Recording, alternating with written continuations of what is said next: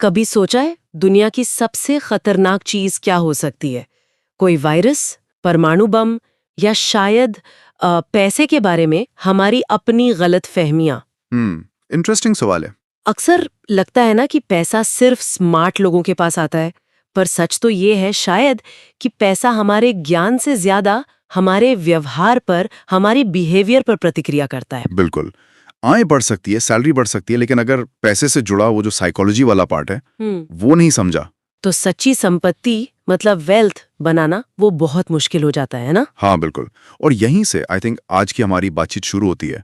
सवाल ये नहीं कि पैसा कैसे काम करता है, मतलब इंटरेस्ट रेट, स्टॉक मार्केट, ये सब टेक्निकल बातें नहीं। राइट। सवाल ये है कि हम यानी इंसान पैसे के बारे में सोचते कैसे हैं, क्योंकि पैसा सिर्फ स्प्रेडशीट और कैलकुलेटर का खेल नहीं है। सही कह रहे हैं। इसमें हमारी भावनाएं कितनी जुड़ी होती हैं, लालच है, डर है, ईगो है, उम्मीदें हैं, इनसिक्योरिटीज हैं। एग्जैक्टली ये सब मिलकर हमारे फाइनेंशियल फैसले लेते हैं और हमें पता भी नहीं चलता कई बार।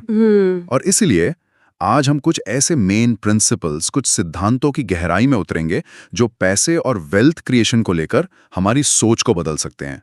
मकसद सिर्फ ज्यादा कमाना नहीं है, नहीं, बल्कि ये समझना है कि वास्तविक लॉन्ग टर्म वेल्थ कैसे बनाई जाती है, अपने बिहेवियर को समझकर। परफेक्ट। तो फिर शुरू करते हैं। एक विचार जो मुझे हमेशा स्ट्राइक करता है वो ये है कि पैसा कमाना और कमाए हुए पैसे को बनाए रखना ये दो बिल्कुल अलग चीजें हैं। हाँ। अक्सर सारा फोकस कमाने पर होता है, पर पैसा संभालने की कला वो शायद ज्यादा जरूरी है। क्या कहते हैं? हाँ, ये एक बहुत बड़ा अंतर है जिसे लोग अक्सर नजरअंदाज कर देते हैं।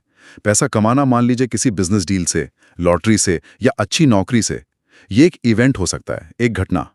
लेकिन उस पैसे को टिकाए रखना, उसे ग्रो करना, ये कंटिन्यूअस प्रोसेस है। इसके लिए बिल्कुल अलग माइंडसेट चाहिए।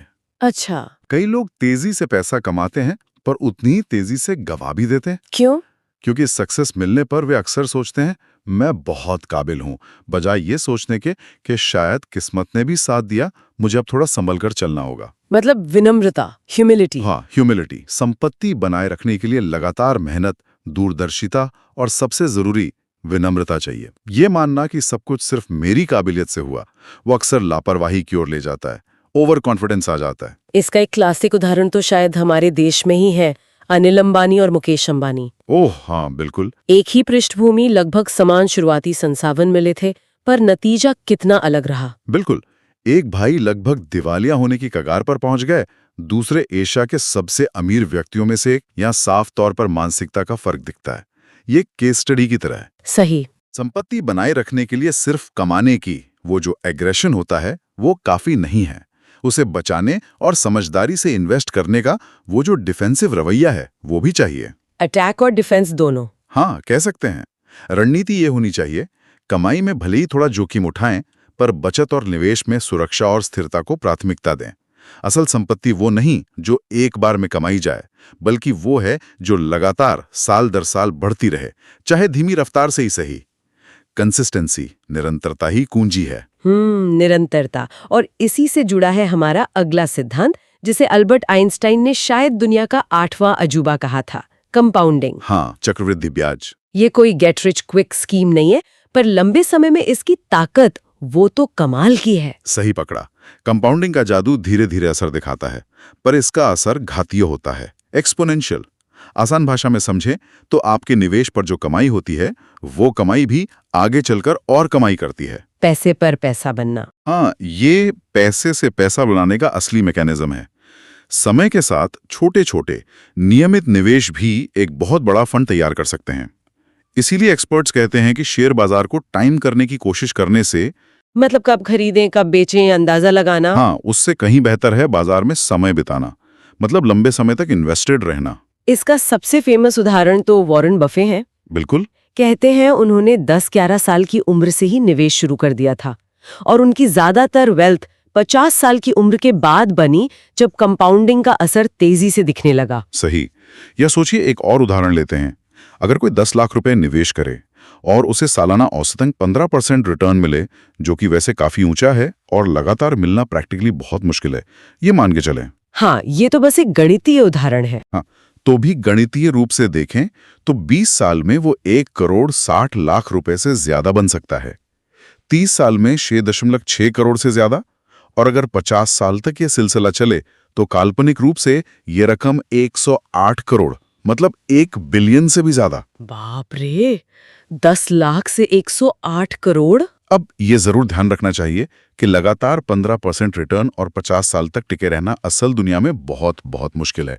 बाजार ऊपर नीचे होते हैं, पर यह उदाहरण कंपाउंडिंग की शक्ति दिखाता है, खासकर लंबे समय में। तो मैसेज ये है कि शुरुआत करना जरूरी है। एग्जैक्टली।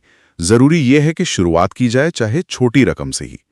आजकल म्यूचुअल फंड, इंडेक्स फंड या SIP मतलब सिस्टमैटिक इन्वेस्टमेंट प्लान, जिसमें आप हर महीने एक तय रकम निवेश करते हैं, उसमें 500 या 1000 रुपए से भी शुरुआत करना संभव है। हाँ, आजकल तो बहुत आसान हो गया है ये सब। तो कुछ ना करने से तो ये बहुत बेहतर है। पहला कदम उठाना सबसे अहम है। ये वाकई सोचने पर मजबूर करता है कि छोटी शुरुआत भी कितनी मायने रखती है। अच्छा, अब एक और दिलचस्प पहलू पर आते हैं जो हमारी धारणाओं से जुड़ा है। संपत्ति वो नहीं है जो दिखती है। हाँ। हम अक्सर महंगी कार, बड़ा घर, डिजाइनर कपड़े देखकर मान लेते हैं कि सामने वाला बहुत अमीर है। पर क्या ये सच होता है हमेशा? ज्यादातर मामलों में शायद नहीं। ये एक भ्रम है। ये पैसे के मनोविज्ञान का एक और पहलू है। जब हम किसी को महंगी कार चलाते देखते हैं तो हम उसकी संपत्ति का अंदाजा लगाते हैं। हाँ। लेकिन हम ये नहीं सोचते कि हो सकता है वो कार लोन पर हो, जिसकी भारी EMI चुकानी पड़ रही हो। सच्ची संपत्ति अक्सर अदृश्य होती है। वो बैंक बैलेंस, वो इन्वेस्टमेंट पोर्टफोलियो, वो रियल एस्टेट जिसका किराया आ रहा है, वो फाइनेंशियल सिक्योरिटी का एहसास जो बाहर से नहीं दिखता। अच्छा। लोग अक्सर दूसरों को इम्प्रेस करने के लिए या सोशल प्रेशर में आकर ऐसी चीजों पर खर्च करते हैं जो उनकी जेब पर भारी पड़ती हैं और असल संपत्ति बनने से रोकती हैं। दिखावा। इसे एक उदाहरण से समझते हैं। मान लीजिए 2 लोग हैं, दोनों हर महीने 1 लाख रुपए कमाते हैं। एक ही इनकम लेवल।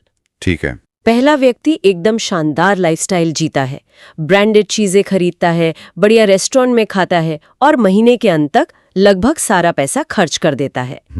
दूसरा व्यक्ति थोड़ी सादगी से रहता है, अपनी जरूरतें पूरी करता है, पर हर महीने 40-50 हजार रुपए बचाता है और उसे कहीं इन्वेस्ट कर देता है। किसकी संपत्ति बढ़ रही है? जाहिर सी बात है दूसरे व्यक्ति की। भले ही दोनों की आय बराबर है, पर दूसरा व्यक्ति लगातार अपनी वेल्थ बढ़ा रहा है। उसके पास फ्यूचर के लिए एक सिक्योरिटी नेट तैयार हो रहा है। यहीं पर साइकोलॉजी काम करती है। बचत करना और निवेश करना लॉजिकली सही लगता है, पर दिखावे का सामाजिक दबाव या वो जो इंस्टेंट ग्रेटिफिकेशन की इच्छा होती है कि अभी मजा ले लो, वो हमें इर्रेशनल खर्च करने पर मजबूर कर सकती है। इसलिए कोई भी बड़ी खरीदारी करने से पहले खुद से ये सवाल पूछना चाहिए, क्या मुझे सच में इसकी जरूरत है, या इससे मुझे असली खुशी मिलेगी, या मैं ये सिर्फ दूसरों को दिखाने के लिए खरीद रहा हूँ। ये बहुत जरूरी सवाल है, क्योंकि जो चीजें सिर्फ दूसरों को इम्प्रेस करने के लिए खरीदी जाती हैं वो अक्सर भविष्य में तनाव का कारण बनती हैं। लोन का बोझ, मेंटेनेंस का खर्चा। ये बहुत गहरी बात है और ये हमें अगले सिद्धांत की ओर ले जाती है।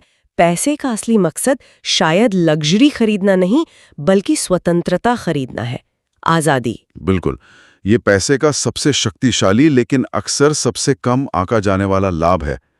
पैसा आपको अपने जीवन पर नियंत्रण देता है, कंट्रोल। कंट्रोल कैसे? ये आपको विकल्प देता है, चॉइसेस।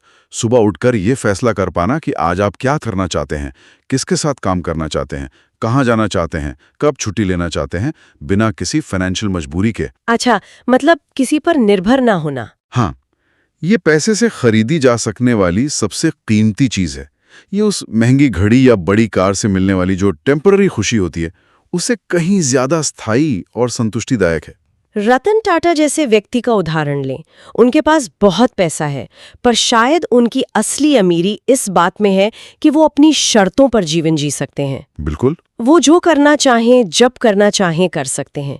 ये आज़ादी उन्हें उनके पैसे ने दी है। एकदम सही। इसलिए लक्ष्य ये होना चाहिए कि पैसे का इस्तेमाल चीजें खरीदने के बजाय अपनी स्वतंत्रता खरीदने में किया जाए, अपनी फ्रीडम। इसका मतलब है सेविंग और इन्वेस्टमेंट। हाँ, इसका मतलब है इतनी बचत और निवेश करना कि आप अपनी नौकरी या व्यवसाय पर 100% निर्भर ना रहें, ताकि आपके पास ना कहने का विकल्प हो, ताकि आप वो काम कर सकें जो आपको पसंद है, ना कि सिर्फ वो जो आपको बिल भरने के लिए करना पड़ता है। ये मानसिक शांति, ये पीस ऑफ माइंड किसी भी भौतिक वस्तु से बढ़कर है। इस स्वतंत्रता की बात करते हुए एक और फैक्टर है जिसे हम अक्सर नजरअंदाज कर देते हैं, खासकर जब हम दूसरों की सफलता देखते हैं। वो है भाग्य और जोखिम का खेल, लक एंड रिस्क। हाँ, ये बहुत महत्वपूर्ण है। क्या सफलता सिर्फ मेहनत और काबिलियत का नतीजा होती है या लक का भी रोल होता है? ये मानना थोड़ा मुश्किल हो सकता है, खासकर अपनी सफलताओं के लिए। हमें लगता है सब हमारी मेहनत है। हाँ, ईगो आ जाता है बीच में। बिल्कुल, लेकिन सच ये है कि भाग्य और जोखिम दोनों का बहुत बड़ा हाथ होता है। कोई कितना भी काबिल क्यों ना हो, सही समय पर सही जगह होना, सही लोगों से मिलना या बाजार का साथ देना, ये सब सफलता में योगदान करते हैं। इसी तरह कोई कितना भी सावधान क्यों ना हो, अप्रत्याशित घटनाएं हो सकती हैं। कोई आर्थिक मंदी आ गई, कोई पर्सनल दुर्घटना हो गई, ये सब कुछ बदल सकती हैं। दुनिया का हर सफल व्यक्ति सिर्फ अपनी काबिलियत से सफल नहीं हुआ और हर असफल व्यक्ति सिर्फ अपनी नाकाबिलियत से असफल नहीं हुआ। बिल गेट्स का ही उदाहरण फिर से ने, बेशक वो जीनियस थे, मेहनत की, पर यह भी एक तथ्य है कि वो दुनिया के उन चुनिंदा स्कूलों में से एक में पढ़े जहां उस जमाने में कंप्यूटर था। हाँ, ये एक बहुत बड़ा एडवांटेज था उस समय। ये एक भाग्यशाली संयोग था जिसने उन्हें दूसरों पर बढ़त दी। हाँ, और ऐसे अनगिनत उदाहरण है। इसी तरह हर निवेश में, हर बिजनेस में जोखिम होता है, रिस्क होता है। इसे स्वीकार करना जरूरी है। इसका मतलब ये नहीं कि मेहनत ना करें या योजना ना बनाएं। नहीं, बिल्कुल नहीं। पर इसका मतलब यह है कि दूसरों की सफलता को देखकर आंख बंद करके उनकी नकल ना करें, क्योंकि हो सकता है उनका लक फैक्टर आपसे अलग हो या उनकी रिस्क लेने की क्षमता आपसे ज्यादा हो। अपनी स्थिति, अपनी क्षमता और संभावित जोखिमों का आकलन करना जरूरी है। दूसरों की सफलता से प्रेरणा लें, पर उनसे जलन ना करें और अपनी असफलताओं के लिए सिर्फ खुद को ना कोसें। भाग्य और जोखिम की भूमिका को समझना हमें ज्यादा यथार्थवादी और विनम्र बनाता है। ये वाकई एक बैलेंस नजरिया देता है। अब एक ऐसे सिद्धांत पर आते हैं जो सुनने में थोड़ा अजीब लग सकता है। इंसान शायद कभी पर्याप्त अमीर महसूस नहीं करता, और इसमें कुछ गलत नहीं है। हाँ, ये बात है। करोड़ों कमाने वाले भी कहते हैं अभी अमीर वाली फीलिंग नहीं आई। ऐसा क्यों होता है? ये मानव स्वभाव है। इसे मूविंग द गोल पोस्ट्स कहते हैं। मतलब लक्ष्य का खंबा हमेशा आगे खिसकते रहना। अच्छा, मतलब टारगेट आगे बढ़ता जाता है। हाँ, जब हमारी आय बढ़ती है तो हमारी इच्छाएं और जीवन शैली भी उसी अनुपात में या उससे ज्यादा बढ़ जाती हैं। हम अपनी तुलना अपने से ज्यादा कमाने वालों से करने लगते हैं। जो कल लग्जरी लगती थी वो आज जरूरत बन जाती है। 1 लाख कमाने वाला सोचता है 2 लाख में सब ठीक हो जाएगा। 2 वाला 5 का सपना देखता है, 5 वाला 10 का। ये दौड़ कभी खत्म नहीं होती। हाँ, मैंने कई सर्वे पढ़े हैं जहां मिलियनर्स से पूछा गया कि क्या वो खुद को अमीर मानते हैं, और ज्यादातर का जवाब नहीं या अभी नहीं था। ये तो बड़ी अजीब बात लगती है। ये अजीब लग सकता है, पर ये बहुत स्वाभाविक है। महत्वपूर्ण ये है कि इस भावना को समझा जाए और इसे अपने ऊपर हावी न होने दिया जाए। लगातार और ज्यादा के पीछे भागना बहुत थका देने वाला और असंतोषजनक हो सकता है, क्योंकि और ज्यादा की कोई सीमा नहीं है, कोई एंड नहीं है। बिल्कुल। तो फिर इसका समाधान क्या है? क्या कोई तरीका है इस अंतहीन दौड़ से बाहर निकलने का? समाधान है अपनी पर्याप्त संख्या या इनफ नंबर को परिभाषित करना। एनफ नंबर, ये क्या होता है? ये सब्जेक्टिव है, हर किसी के लिए अलग होगा। ये वो संपत्ति या आय का स्तर है जहां आपको लगता है कि आप बिना किसी फाइनेंशियल तनाव के आराम से जीवन जी सकते हैं, अपनी जरूरतें और कुछ हद तक अपनी इच्छाएं पूरी कर सकते हैं और भविष्य के लिए सुरक्षित महसूस करते हैं। अच्छा, ये वो पॉइंट है जहां आप कह सकते हैं, ठीक है, अब मेरे पास पर्याप्त है, अब मैं और ज्यादा के पीछे पागलों की तरह नहीं भागूंगा। ये तो बड़ा मुश्किल होगा तय करना। हाँ, इसके लिए आत्मचिंतन की जरूरत होती है। आपकी लाइफस्टाइल क्या है, आपकी प्रायोरिटीज क्या हैं, आप भविष्य में क्या चाहते हैं। जब आप अपनी पर्याप्त संख्या जान लेते हैं तो आप ज्यादा शांति और संतोष के साथ जी सकते हैं, उस रैट रेस से बाहर निकल सकते हैं। ये बहुत ही व्यवहारिक और शक्तिशाली विचार है।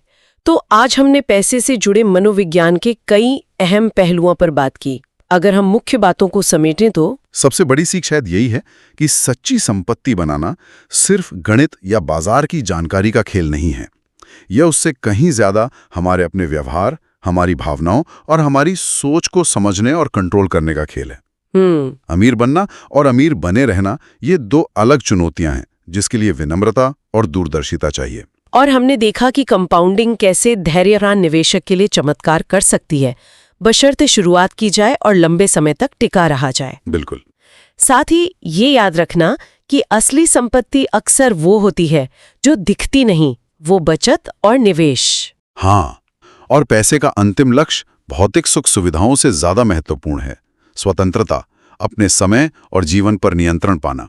राइट। हमें भाग्य और जोखिम की भूमिका को भी हमेशा ध्यान में रखना चाहिए ताकि हम यथार्थवादी बने रहें।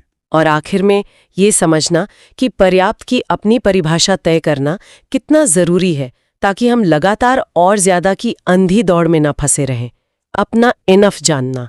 संक्षेप में कहें तो स्थिरता, धैर्य, व्यवहार पर नियंत्रण और लंबी अवधि की सोच यही वास्तविक संपत्ति निर्माण के, वेल्थ क्रिएशन के मूल मंत्र हैं। जाते जाते कुछ विचार साझा करना चाहूंगी जो इस पूरी चर्चा का सार लगते हैं। पैसा एक खामोश कर्मचारी की तरह है, जब आप सो रहे होते हैं तब भी ये आपके लिए काम कर सकता है, अगर आप इसे सही मौका और माहौल दें। वाह, क्या बात है।